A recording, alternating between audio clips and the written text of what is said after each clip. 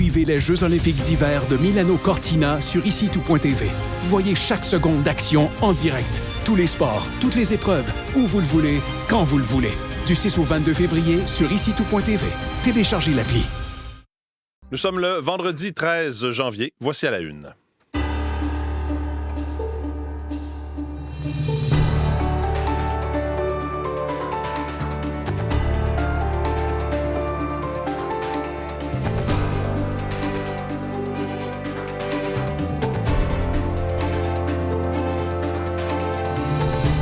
Non, c'est pas un cauchemar, c'est moi qui s'est trompé.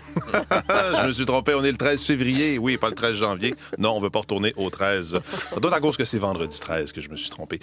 Bonjour, bienvenue à l'émission À la une. C'est Mathieu Bellumeur au microphone. J'espère que vous allez bien. Oui, en ce 13 février, ce qui va retenir notre attention aujourd'hui, entre autres choses, évidemment, c'est encore une fois cette tragédie, cette tuerie en Colombie-Britannique. D'ailleurs, le premier ministre du Canada, Mark Carney, il sera aujourd'hui.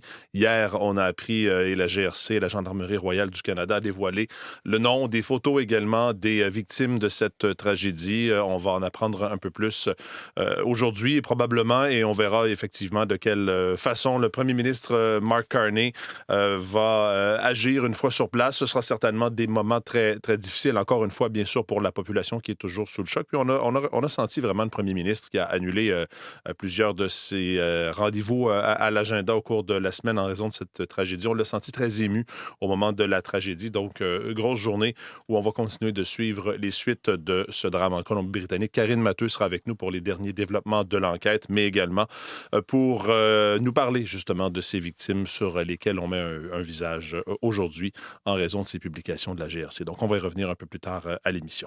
L'équipe est autour de la table avec moi à cette heure-ci. Élise Jeté à la culture. Bonjour Élise. Bonjour Mathieu. Jean-François Paradis au sport. Bonjour Jean-François et Véronique Mirand à la météo. Bonjour Véronique. Bonjour. Oui, on va revenir avec vous, Jean-François, sur cette grosse journée pour les Canadiens aux Jeux olympiques dans les prochaines secondes. Le temps de me tourner vers Élise pour savoir de quoi vous allez nous parler. Qu'est-ce qui retient l'attention dans les actualités culturelles? D'abord, on a su hier que le Festival français Cinémania va présenter 4 séries québécoises cette année dans son édition ça se passe au mois de mars, mais c'est là, il faut savoir que l'an dernier, c'est là où Empathie de Florence Lompré avait pris son envol en gagnant le prix du public. Donc, c'est comme un petit espoir qu'une série est présentée là. C'est le grand rendez-vous européen des séries télé. Parfait, on s'en parle un peu plus tard à la fin de l'émission. Tiens, allons-y tout de suite en sport, Jean-François, parce que quelle journée hier aux Jeux olympiques. Plusieurs médailles, mais aussi des déceptions parce que pas de médaille d'or, mais en même temps, quelle performance de nos athlètes. Oui, et puis, on peut être déçu, mais ils se rendent quand même aux Jeux olympiques. C'est gagner une médaille, c'est quand ça. même quelque chose. Juste de faire une finale olympique, c'est déjà beaucoup, mais quand même. Il y avait des possibilités de médaille d'or hier, et puis ça n'a pas été atteint par les athlètes. On va commencer avec le patinage courte piste. L'Acadienne Courtney Saero a remporté la médaille de bronze aux 500 mètres en patinage de vitesse sur courte piste. Ce n'est pas son épreuve de prédilection, c'est d'autant plus méritoire. Saero a été devancée par la néerlandaise Xandra Velsbauer et par l'italienne Ariana Fontana, respectivement première et deuxième. C'était une course de toute beauté. Saero qui a réussi à dépasser la néerlandaise Selma Poutsma par l'extérieur dans le dernier tour de l'épreuve pour aller chercher cette 3e position à la ligne d'arrivée.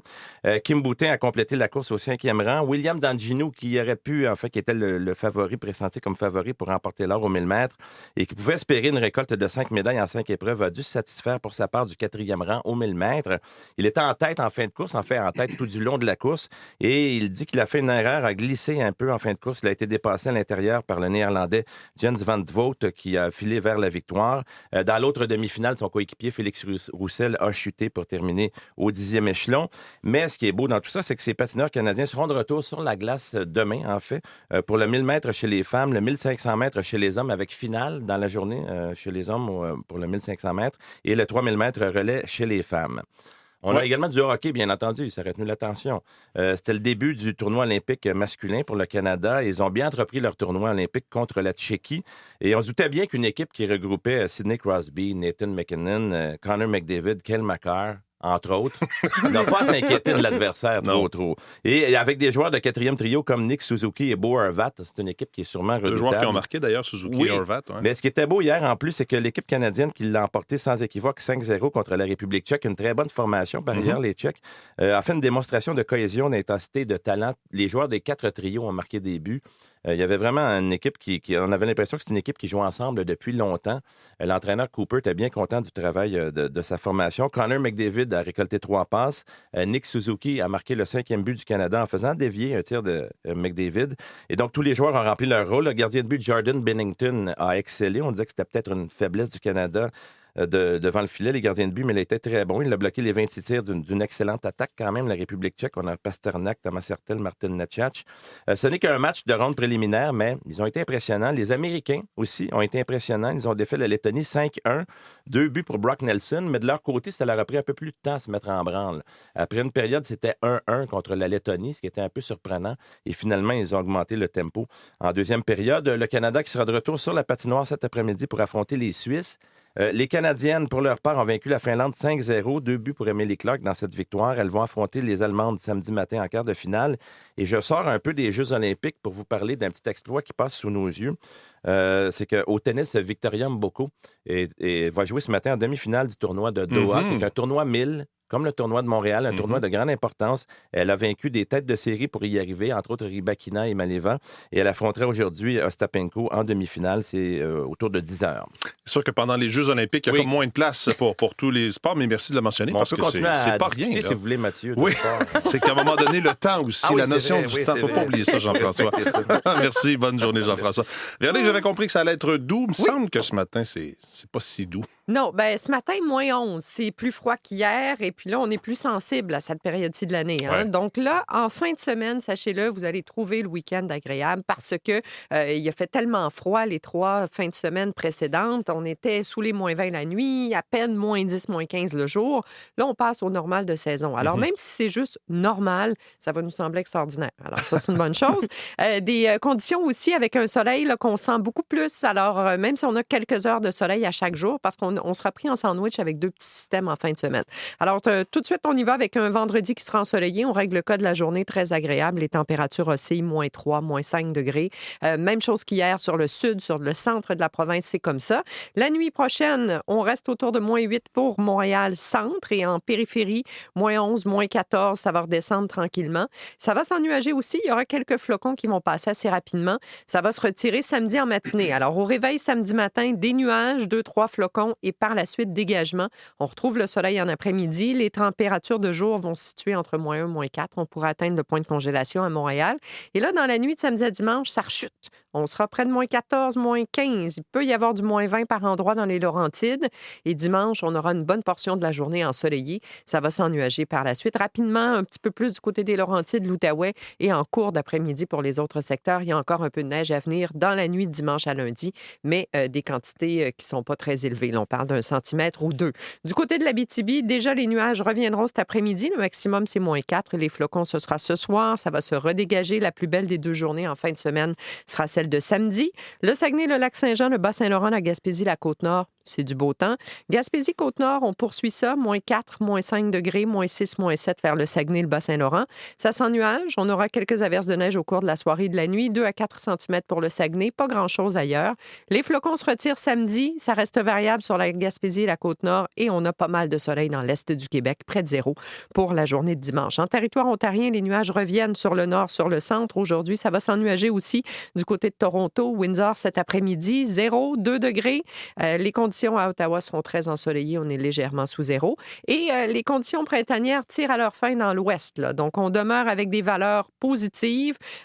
Plus près d'1 degré vers Edmonton, 6 à Calgary, 4 à Regina, moins 1 du côté de Winnipeg. Un ciel nuageux avec quelques éclaircies, pas mal de vent aussi. Et on retournera tranquillement sous le point de congélation à partir de la fin de semaine dans l'ouest canadien. Donc, dans l'ensemble, des températures saisonnières, mais très agréables pour la fin de semaine. 2 petits systèmes qui passent vite et quelques heures de soleil entre ça. Ça va faire du bien. Merci Oui. beaucoup, Véronique. Bonne journée, journée. bonne fin de semaine.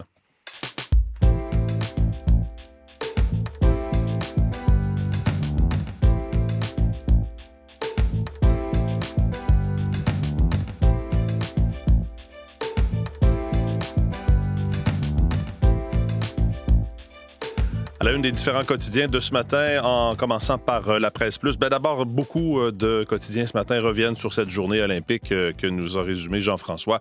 À un cheveu de l'or, titre La Presse. Vous pourrez donc lire les comptes rendus, les résumés de ce qui s'est passé hier aux Jeux olympiques de Milan-Cortina.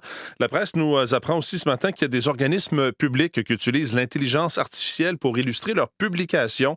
Plusieurs organismes publics, effectivement, utilisent l'IA pour des images pour des publicités sur les réseaux sociaux, notamment. C'est ce qu'a constaté La Presse, et ce, malgré les balises qui sont imposées par Québec. Il y a, par exemple, une femme qui est coincée sur le bord de la route qui appelle une dépanneuse, une table avec 2 verres de vin au coin du feu, ou encore quelqu'un qui fait une chute sur une plaque de verglas. Il y a au moins 6 organismes publics, selon ce qu'a constaté La Presse, qui ont utilisé ce genre d'images, que ce soit la sécurité publique, des MRC également, Société de transport de Laval. Donc, c'est un outil de détection spécialisé qui a permis à La Presse de le voir, de le détecter. Et jamais sur ces publicités, on voit des mentions où on écrit à quelque part que c'est effectivement des images qui ont été créées par l'intelligence artificielle. Il y a quand même des balises à respecter pour les services publics. On parle de responsabilité, de transparence et d'éthique selon ce qu'a publié le ministère de la Cybersécurité et du Numérique. Il est question de la confiance du public qui est en jeu, dit le ministère. Donc, vous pourrez lire ce résumé dans La Presse de ce matin. En une du Devoir, moins de 5 candidats sélectionnés en 7 mois. On parle de ce programme au Québec de sélection des travailleurs qualifiés, alors que 5 500 invitations ont été faites par ce programme, qui est devenu le seul pour accéder à la résidence permanente. Il y a seulement une poignée de certificats de sélection du Québec, de CSQ, qui ont été accordés. Effectivement, on dit que pour plusieurs immigrants, cette apparente lenteur de traitement confirme les craintes. C'est malheureusement ce qu'on craignait, dit Florence Bollé-Michel, porte-parole du groupe pour le Québec. C'est nous aussi, là, qui estime qui représente en fait les gens qui ont été laissés pour compte par le programme de l'expérience québécoise, donc des délais qui sont plus longs. Vous pourrez lire ce compte-rendu dans le Devoir de ce matin. En une du Journal de Montréal, on revient aussi sur cette journée si près de l'or. Ça va un peu dans le sens de ce que titre La Presse de ce matin, alors que effectivement des Canadiens ont passé tout près d'obtenir une médaille d'or hier aux Jeux olympiques. Donc, résumé de la journée d'hier. On apprend aussi que les cégepiens en arrachent de plus en plus en français. Le Journal de Montréal et le Journal de Québec qui publient leur nouvelle édition du palmarès des cégeps. Mais ce qui retient l'attention, c'est le taux de réussite à cette épreuve uniforme en français qui est en baisse depuis 5 ans. C'est ce que révèle cette nouvelle édition du palmarès. Là. Chez les cégepiens, l'obtention est passée de 87 plus de 87 à 82 donc, depuis 2019-2020, on note une baisse des gens qui réussissent cette épreuve de français. Et chez les garçons, le taux de réussite est passé sous la barre des 80 à 79,5 Donc, les garçons qui ont plus de difficultés que les filles, peut-on lire, ce qui ne surprend pas des spécialistes, notamment une professeure à l'Université de Montréal spécialisée en économie de l'éducation qui a collaboré à la réalisation de ce palmarès. Donc, ces détails et le palmarès en question en une du... vous retrouvez ça dans le Journal de Montréal et dans le Journal de Québec. Dossier sur le site Internet de Radio-Canada, enquête d'abordabilité au Canada. Payez-vous plus cher que vos voisins? Donc, examen des provinces et des territoires un peu partout au pays. On parle beaucoup d'abordabilité et du coût de la vie. Ce qu'on apprend dans l'article, c'est que quand on regarde la mesure du panier de consommation, un seuil qui définit la pauvreté au Canada, c'est l'Alberta qui se place tout juste derrière la Colombie-Britannique, ce qui signifie que les ménages doivent y dépenser plus qu'ailleurs pour avoir un niveau de vie que l'on qualifie de modeste. Le Québec avait le seuil le plus bas au Canada, bien en deçà des provinces maritimes. Des détails, des chiffres, des comparaisons sur les loyers, entre autres, vous retrouverez ça ce matin en une du site Internet de Radio-Canada. Puis je termine avec le Globe and Mail parce que ça va être en lien avec le sujet que Karine Matteux, ma collègue, va aborder dans les prochaines secondes. Une très sobre, évidemment, revient sur cette tragédie à Tumbler Ridge. On publie en une sur fond blanc les photos des victimes donc de cette tuerie en Colombie-Britannique.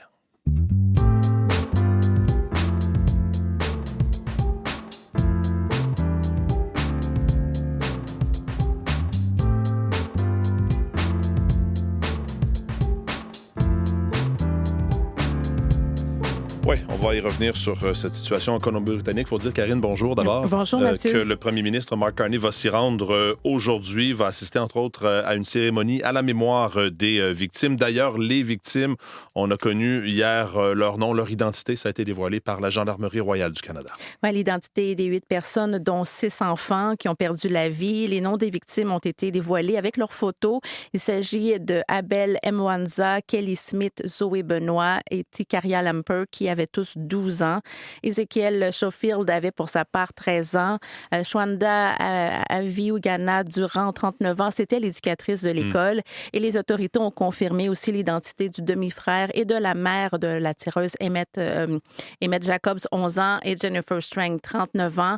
Alors, la communauté est toujours sous le choc. Et hier, il y a des membres des familles des victimes qui ont livré des témoignages touchants qui démontraient bien le vide immense laissé par la disparition de leurs proches. La mère de Tikaria Lamper, Sarah, a dit qu'elle ne peut imaginer le départ de sa fille. Sa famille est dévastée. Écoutons-la. I still am in disbelief. Our family is shattered. She is forever my baby. Et elle mentionne à la toute fin que Tikaria restera toujours son bébé. D'autres membres de la communauté ont témoigné. C'est une petite communauté, alors tout le monde se connaît. Glenn Miller s'occupait de jeunes rangers et donc un est mort et un autre lutte pour sa vie. Le voici. I have a group of kids in town, junior rangers, and it's been pretty hard, you know, they don't sleep. Which is a big family. We're one big family. We're going to need the support. Alors, ce qu'il disait, M. Glenn Miller, c'est que c'est difficile. Il ne dort pas, il ne mange pas. Et après, on entendait le maire de la municipalité qui disait « On est tous une famille ». Les drapeaux sont en berne devant l'hôtel de ville. L'école secondaire est bien sûr fermée. La mine de charbon a aussi arrêté ses activités par respect pour les proches. Il y a un élan de solidarité. Écoutons une femme de la communauté. Je vais aider, puis je vais essayer, puis encourager, mais il faut continuer. Ça fait de la peine, oui, ça fait beaucoup de peine. C'est tragique, puis jamais ça va être pareil, mais il faut continuer. We have to rebuild. Il faut commencer, il faut reconstruire. Alors, pour sa part, le père biologique de la tireuse a présenté ses condoléances à toutes les familles touchées. Justin Van Roetseler a transmis une déclaration écrite dans laquelle il affirme n'avoir jamais fait partie de la vie de Jesse Van Roetseler et il qualifie la tuerie d'acte de violence insensé. Ouais, des gens qui, dans les circonstances, ont trouvé quand même le courage de prendre la parole publiquement. Vraiment des moments difficiles pour cette communauté. On suivra bien sûr la visite de Mark Carney plus tard aujourd'hui. Il va se rendre donc sur place. Oui, il a été invité par le maire de la communauté à assister à une cérémonie à la mémoire des victimes de la fusillade. Mark Carney a invité les chefs de tous les autres partis à l'accompagner et le chef du Parti conservateur, Pierre Poilievre, et le chef du Bloc québécois, Yves-François Blanchet, seront du voyage. Merci beaucoup, Karine. Je vous en Bonne prie. journée.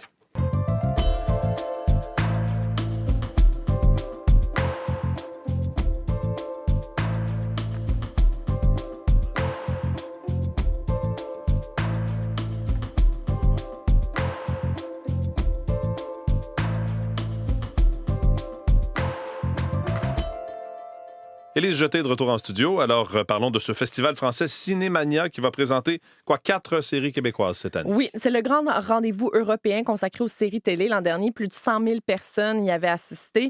L'an dernier aussi, c'est là que Empathie, la série de Florence Lompré, a pris son envol, a remporté le prix du public là-bas. C'était super rare, en fait, de voir une série québécoise triompher là-bas. Et on connaît le succès d'Empathie par la suite. Exactement. Et là, la nouvelle série de Martin Matt qui va s'appeler Vitrerie Joyale va être montrée en première mondiale pour clore l'événement cette année. La série Les Testaments, inspirée de l'univers de Margaret Atwood, va aussi être présentée là-bas. C'est la suite de La Servante écarlate. Donc, ça va être présenté ça en ouverture. Et au total, il y a 51 séries provenant de 64 pays qui ont été sélectionnés pour être présentés à Cinémania. Parmi les autres productions d'ici, Bienvenue à Kingston Falls de Robin Aubert va être projeté, tout comme Ayers Cliff avec Marc Labrèche. Je travaille sur toi. Louis-Philippe Lajoie, acteur et vedette très problématique. Enchanté. Henri Prudhomme? Ouais, c'est moi. J'avais chez mon oncle, puis il est pas là. Tu sais-tu que t'es beau? Il est revenu chez nous après le mort. Isabelle Richard, enquêtrice au dossier. Le festival Sérimania va se tenir à Lille du 20 au 27 mars prochain. Vous allez nous parler maintenant d'une bébite musicale assez particulière, angine de poitrine. Faut voir le visuel utilisé par ces artistes-là pour comprendre. Un duo saguenéen qui est quand même sur une grosse lancée. Pour ne pas dire qu'ils sont en train de conquérir le monde, Mathieu, j'irais jusqu'à dire. Angine de poitrine, duo qui ne montre jamais leur visage. Toujours costumé. Toujours costumé, donc grand masque, chapeau, en papier mâché à picot noir et blanc. Là, peut-être que vous les avez vus passer. Il y a une semaine, KEXP, qui est une station de radio musicale publique américaine basée à Seattle, les a reçus en prestation. Ils sont connus pour leurs sessions live présentées sur YouTube, qui font le tour du monde à chaque fois. Mais là, le duo Angine de poitrine a connu un succès fulgurant avec cette vidéo-là. Elle a été vue plus d'1 million de fois depuis une semaine à travers le monde. On peut le comprendre. Et j'ai envie qu'on en écoute un petit extrait.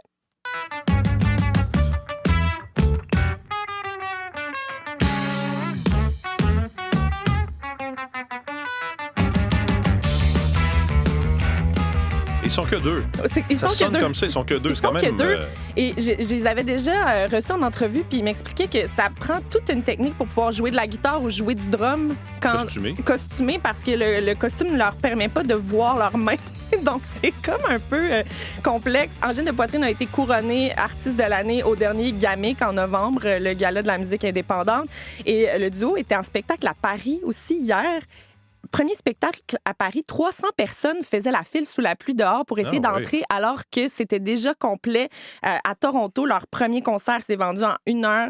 Il y a un 3e Club Soda qui sera annoncé bientôt, donc ça s'en vient. C'est en train de monter, conquérir le monde, je le disais tout à l'heure. Tant mieux, on leur souhaite beaucoup de succès. Puis allez voir ça en Angine de poitrine, ça vaut la peine visuellement d'aller les voir en performance. Absolument. Le festival Taverne Tour qui bat son plein à Montréal. Oui, et si on avait eu une boule de cristal, on aurait pu prédire le grand succès d'Angine de poitrine l'an dernier parce qu'ils étaient au Taverne Tour. Taverne Tour qui est un petit festival où est-ce qu'on se promène à travers les salles de Montréal. Donc, le Verre-Bouteille, la Sala Rossa, c'est à l'origine pour soutenir les bars indépendants qu'on a parti le Taverne Tour. Donc, super intéressant pour faire des petites découvertes et aussi pour visiter Montréal, pourquoi pas. Et hier, justement, il y a un nouvel album qui a été lancé dans le cadre de ce festival. Oui, exactement. Donc, j'étais au 33 Tours pour assister à la session d'écoute du nouvel album de Lisandre. Ça s'appelle « Portrait de l'invisible ».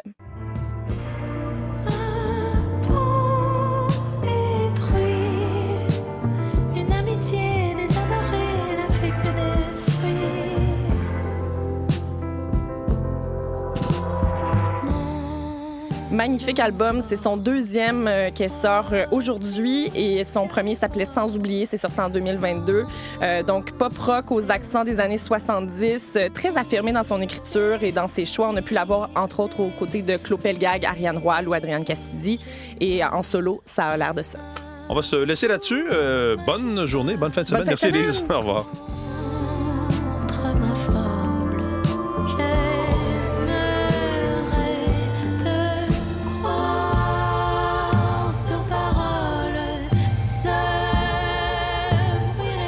Lisandre, ça s'appelle Portrait de l'invisible, ce nouvel album donc dévoilé, lancé hier. Voilà pour cette édition d'À la Une. On va suivre bien sûr cette visite du premier ministre canadien en Colombie-Britannique plus tard aujourd'hui. Merci d'avoir été là. Vos équipes du matin prennent le relais dans les prochaines secondes. Bonne journée. On a l'appli qu'il vous faut pour les JO. Toutes les nouvelles sur les athlètes, toutes les médailles remportées et l'horaire complet de toutes les épreuves. Pour tout savoir sur les Jeux olympiques d'hiver de Milano-Cortina, téléchargez l'appli Info de Radio-Canada.